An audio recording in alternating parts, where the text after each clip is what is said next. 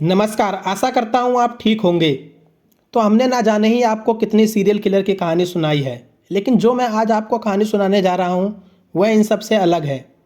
क्योंकि आज जो मैं आपको कहानी सुनाने जा रहा हूँ, उसने अपना गुनाह कबूल करने के लिए एक अनोखी चीज़ की डिमांड की थी। आज की कहानी भी एक सीरियल किलर की है, मगर ये एक ऐसे सीरियल किलर की कहानी है जिसके नाम के आगे सीरियल किलर का टैग महज 8 साल की उम्र में लग गया और जिसके नाम पर दुनिया के सबसे कम उम्र के सीरियल किलर होने का रिकॉर्ड दर्ज हो गया। बिहार में एक जगह है बेगूसराय, और इसी बेगूसराय जिला में एक गांव पड़ता है मुसहरी नगर। इस गांव में एक परिवार रहता था। यह परिवार बहुत ही गरीब था। उस परिवार में पति पत्नी, उनकी दूध पीती बच्ची और एक 7 साल का बेटा था। परिवार के जो मुखिया थे वे दिहाड़ी मजदूरी करके किसी तरह परिवार का पेट पालते थे, और उसी परिवार के बगल में ही उनके छोटे भाई का भी परिवार रहता था। तो साल 2006 में उस परिवार में एक अजीब घटना होती है। हुआ ये था कि उसके छोटे भाई की 6 साल की बच्ची अचानक से गायब हो गई थी, मगर इस घटना की खबर उन्होंने पुलिस को नहीं दी। पर पूरे गांव में यह बात फैल गई, क्योंकि गांव के सभी बच्चे आपस में मिलकर खेलते हैं, तो उनमें से एक बच्ची का गायब हो जाना किसी से छिप नहीं सकता था। और गांव में अक्सर ऐसा ही होता है कि पूरा गांव एक दूसरे को जानता है, सिर्फ बड़े शहर में ही लोग अपने पड़ोसी तक को नहीं जानते। खैर, इसके बाद कुछ वक्त बीता और 6 महीने बाद उसी परिवार में 8 महीने की बच्ची भी गायब हो गई, और ये बातें भी पुलिस तक नहीं जाती, मगर यह खबर भी गांव के लोगों के बीच फैल गई। अब गांव के लोगों को समझ नहीं आ रहा था कि आखिरकार ये हो क्या रहा है।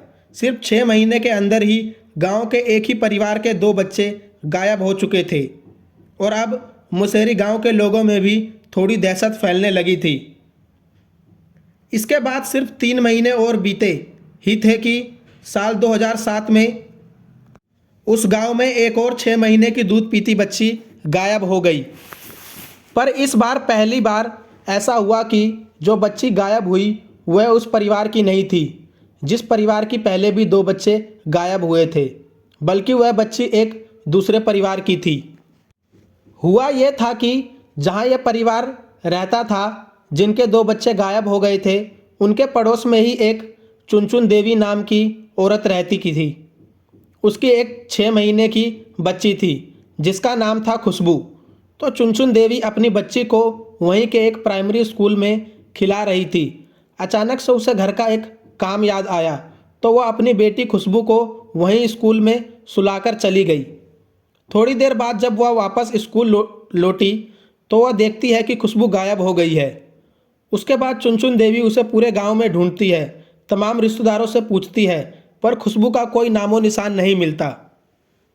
लास्ट में वह थक हार कर वो भगवानपुर पुलिस स्टेशन पहुंचती है, जिसके अंदर यह मुसहरी गांव आता था, और वहां जाकर खुशबू की मिसिंग रिपोर्ट लिखवा देती है।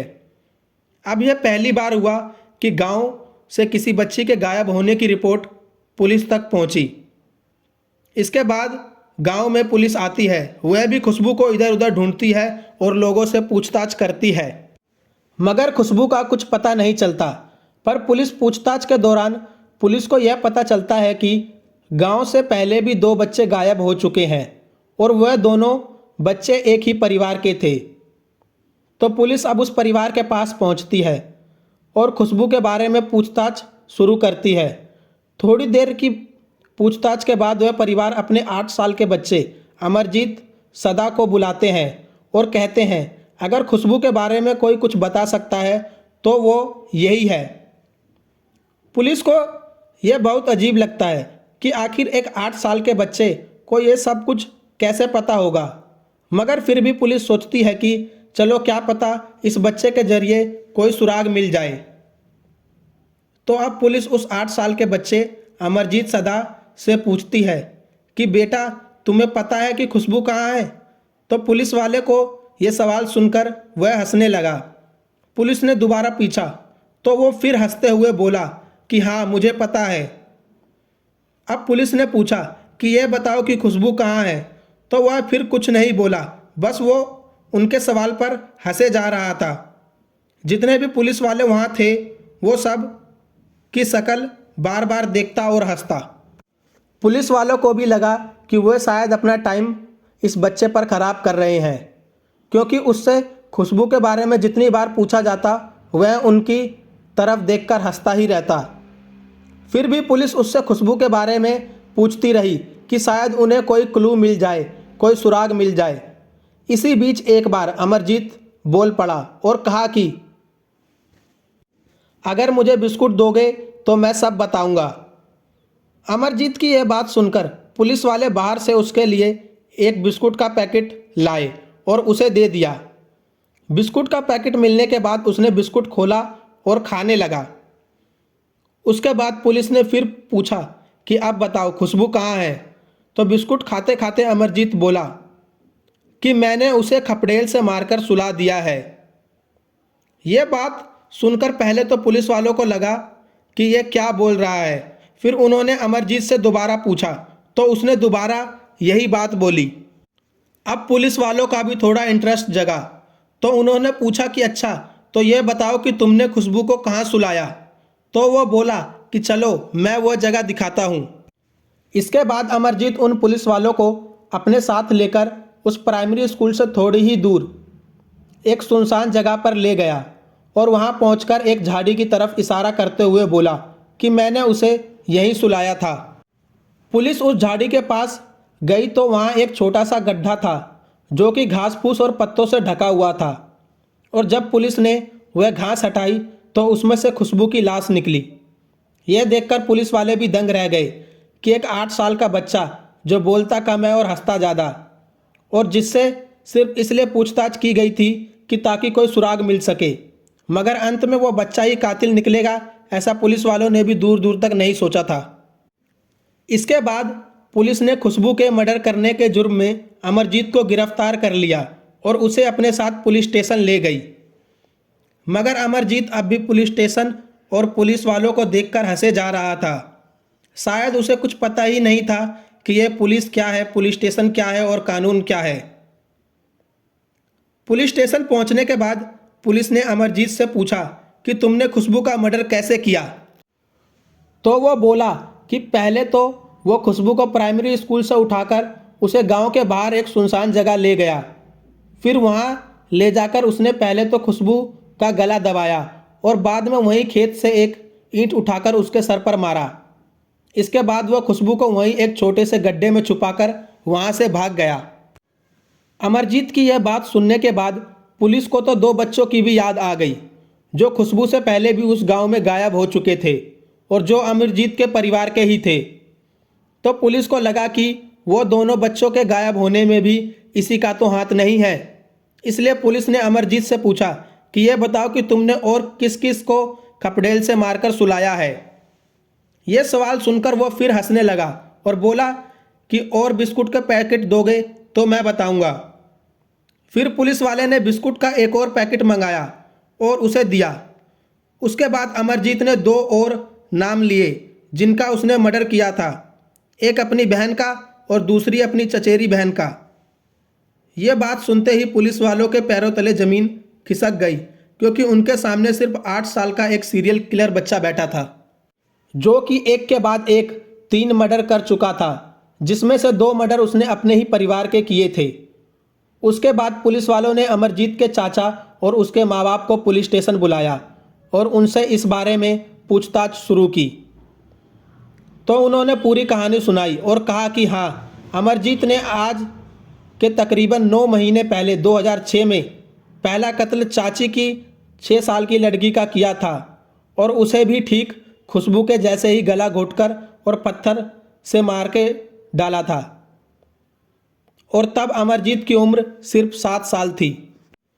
उन्हें यह पता भी चल गया था कि यह मर्डर अमरजीत ने ही किया है, क्योंकि उन्होंने जब अमरजीत से पूछा तो उसने बिना छुपाए सब कुछ बता दिया।